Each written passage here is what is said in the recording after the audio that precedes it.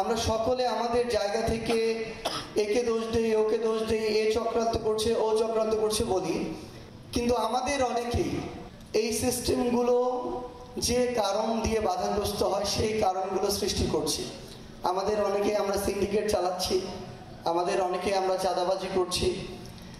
আমাদের অনেকেই নিজের ভালোর জন্য আরেকজনের ক্ষতি হোক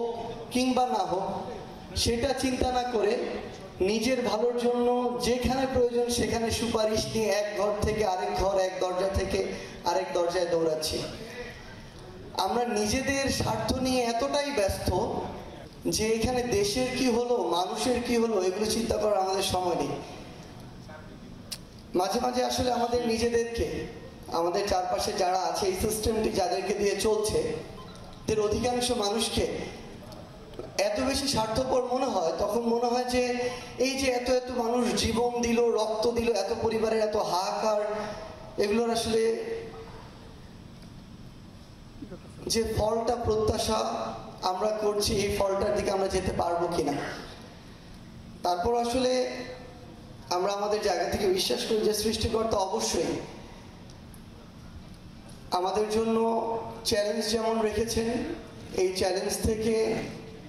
উতরে যাওয়ার পথও রেখেছেন, যার উদাহরণ আসলে এই 2024-এর ছাত্র জনতার অভ্যুত্থান। আমরা আমাদের জায়গা থেকে নিরাশ নয়, হতাশ হতে চাই না, বরং এখনো আমরা যখন একজন আহত ভাইয়ের কাছে শুনি আমরা হাত দিয়েছি, পা দিয়েছি, প্রয়োজন হলে জীবন দিব, যখন একজন আমাদের শহীদ বাবা মা ভাই বোন যখন বলে